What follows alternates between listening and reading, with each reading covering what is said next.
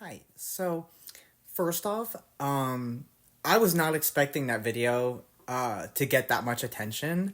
And it got an overwhelming amount of attention to it. And a lot of people were asking for a story time. So I'm gonna do a little like story time video. There's a few disclaimers, of course, and a few trigger warnings. But I also don't think that like this story is gonna be like what a lot of y'all are kind of thinking. I've had a few comments like uh the people saying stuff or like speculating, but I'll get into that. So the disclaimer is that both of these scenarios took place when I was a minor, and it involved two different guys, of course, two different cannibals. The first one, I was 13, 14. The second one, I was 14, turning 15, and then we were together for like, I think about a couple of years. Yeah, I think that's about right. This is the first time like talking about it like this, so bear with me. The Oh, that's my AC that likes to torture me just in time. Ah, yes. Okay. Trigger warnings for obviously like disturbing material, like just general like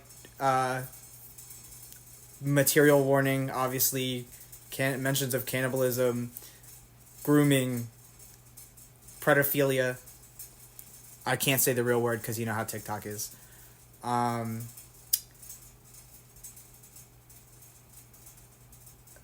Just be warned. Yeah. I mean, it's a story about my interactions with dating unknowingly two cannibals. So, what do you really expect? It's not going to be a pretty story. Now, the first guy, we'll call him Andy. Okay. So, me and Andy met on DeviantArt in the furry community, and we both like horror stuff. Just for background, I was 13, 14. He was 20, 21. And he got really into me really quickly. Now, mind you, I am an autistic child. Like, just for clarification, I'm an autistic child who's, like, very bullied. Never dated anyone before. Never really been with people or anything.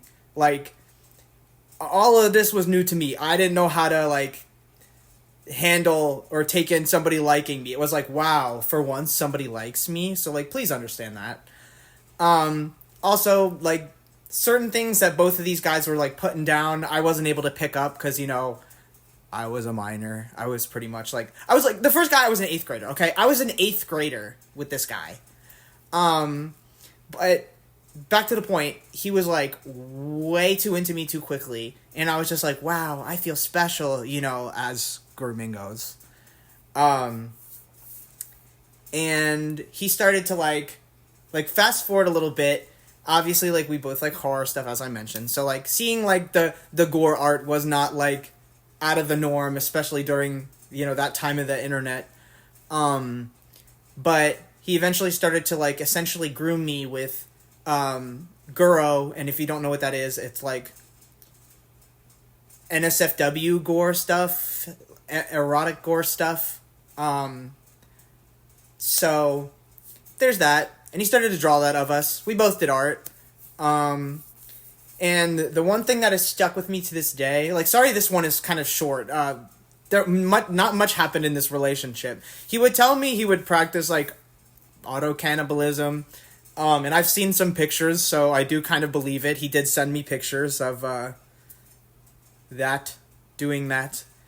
But the one thing he said to me that really stuck with me to this day is that he planned to purposefully pass away young and have me eat his body, essentially. I was in 8th grade. So that's that on that. And on to the next one.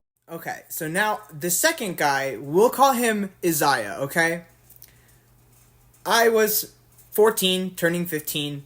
and he was 25. And we met at an anime con. I went to a anime panel that he was a part of, and we instantly clicked really well. And it was one of those things where the relationship is fine at first.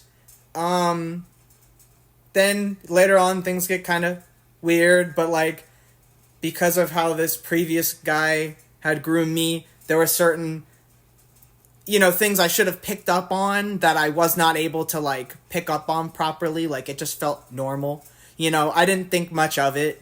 Like, oh, we've been this before. It's fine. But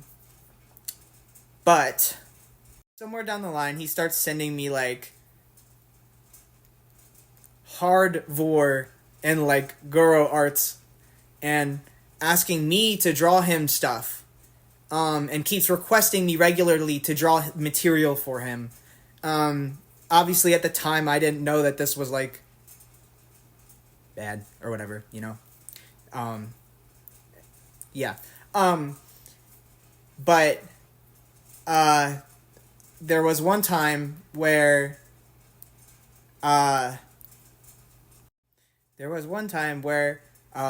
he had surprised me by making dinner. And there's a lot of context of our relationship that I'm leaving out, because that's a whole other story in itself. He was very abusive to me, but there was one time he cooked dinner, surprised me with that, and let's just say the meat used in that dish was not animal. It was him. I did not know that, but was informed of it after the fact. And to this day, I do not eat meat, and for a while couldn't even do, like, vegan meat substitutes, because if it was too realistic, it freaked me out, and I would not let anybody but myself cook for me. Like, I would not eat the food because I did not trust it. Even if you told me, hey, it's not people, and I'm like, I don't believe you. We're better from that now. Yeah.